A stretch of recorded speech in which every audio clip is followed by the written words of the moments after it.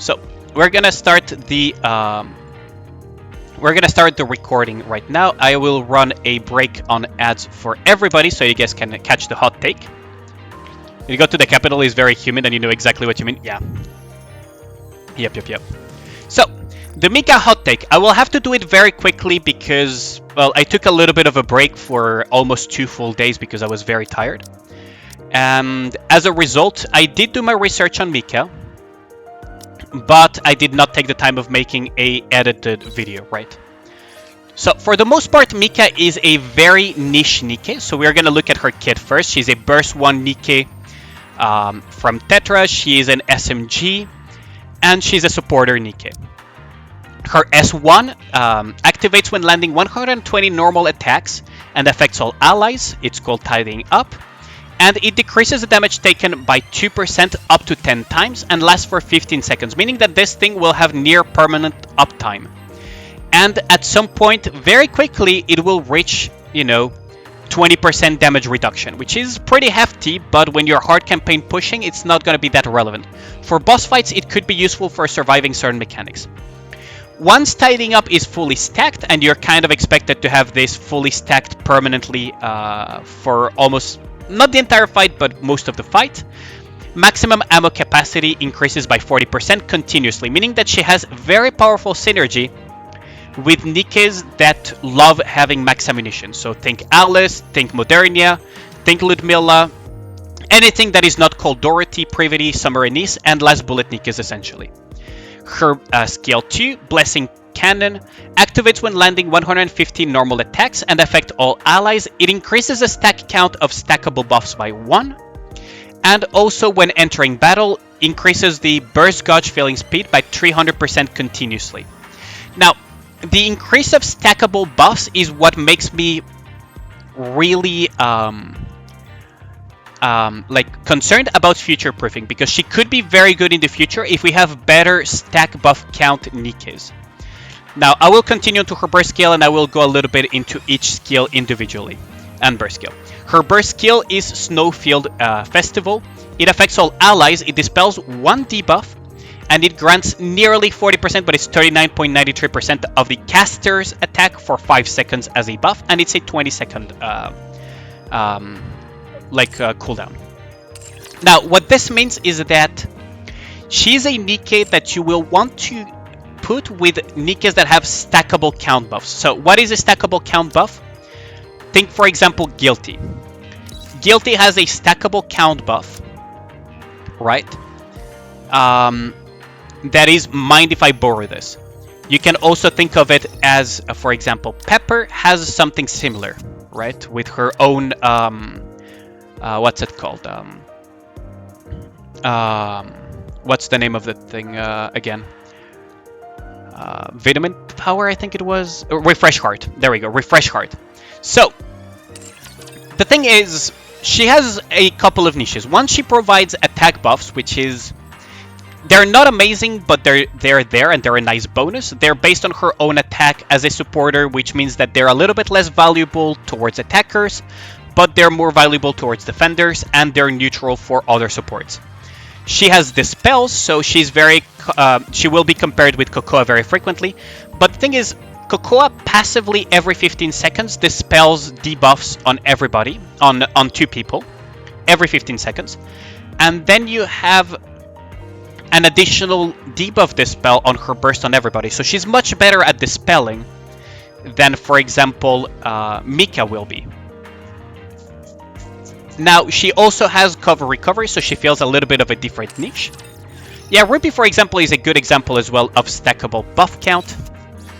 The problem is that this niche is not amazing because we don't have amazing Nikkes with stackable buff counts that could make use of her. The other issue is that she's not a cooldown reduction Nikke, meaning that very frequently you're going to try to pair Mica with basically burst 2 cooldown Nikkes because you have no choice. She's a burst 1, 20 seconds, meaning you're going to put her with something like a Dola or a Summer Helm, essentially. Those are like the only real options for cooldown reduction at the moment for burst 2. And as far as I can tell, like for for them, I do not believe that their effect triggers repeatedly count as stackable buff counts. Meaning that the cooldown reduction doesn't benefit from it, right? This is based on the number of activations. It's not a stackable buff. And for Helm, well, it's a stackable debuff. It's not a stackable buff for the amplification. And for Dola, it's just, you know, again, it's based on previous effect triggers, meaning that they don't benefit from that. Meaning that if you pair Mica, you're gonna want to pair her either with cooldown reduction, or you're gonna have to kind of, sorry for the word, take it in the ass and not have cooldown reduction by putting Guilty, for example. You probably could pair her with Pepper, but then you're running 2B1 20 seconds that are competing with each other. It's a very niche scenario that you could do, which means that you're going to be mostly dealing with stackable counts on the burst tree. Best pairing when it comes to stackable buff count is basically Small White is the one that synergizes the most. She has a stackable buff, and she has also a very strong synergy with max ammunition count. But it's not an amazing synergy. Meaning that at the moment, in current Nikke iteration, what we have available for her is not amazing for her to support. Now, this doesn't discount that in the future there could be Nikkes that will be much better and that will have a very strong synergy. I always say this, unless your name is Dorothy or Summer Anise, supports are as good as what they are supporting. Meaning that if you don't have a very powerful Nikke to support, you're not going to be in the meta. However, if a very powerful meta Nikke that synergizes really well with that specific support comes out, that support will be shot up in the meta far more. A very good example of that would be Mast. Mast saw far more usage, one, thanks to Guillotine's buff, when they buffed Guillotine and made her better, and two, with the appearance of 2B with her max HP synergies. Otherwise, Mast would have been completely forgotten. Another good example is Biscuit.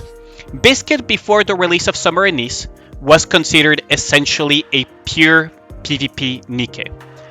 Now that Summer Anise has been released and the one-frame reload Biscuit comps have appeared in Solo Raid, she's now a actual pick for Solo Raid and other type of content, because Summer Anise allows her to... One, Biscuit supports Summer Anise quite well as she grants her Leech, and Summer Anise supports Biscuit as well as a return, having this very powerful synergy along with Privity. Now, in a world, for example, where you didn't have good last bullet Nikkes, Privity would be absolutely dogshite, right? She would be mostly used for her stun, and that's about it. And that is something to keep in mind, as I am very tempted to say she's a safe skip when it comes to Mica, but she's a limited Nikke and there is future proofing in mind. So my best recommendation would be get one copy of Mica if you can afford it. If you can afford it, get one copy, call it a day, and you have your account future proofed for the rest of the year until she has a rerun, essentially. If you do not have the resources, I would say save them. New Year's will probably have better Nikkes. Further events will probably have better Nikkes. Save your resources, especially if you're free to play. And unfortunately, skip. So this is kind of the dilemma that the player base will be in. And that will be about it for the hot take. If you want to talk about Arena, honestly, the best that burst generation does is make her a little bit more similar to a shotgun Nikke. She's probably not going to see a lot of usage in Arena. So that's about it. Thanks a lot for watching the video. Everyone on Twitch and YouTube, say hi to YouTube, and I'll catch you guys around for the next hot take or the next video. Have a good one, guys. With that out of the way, Aline out.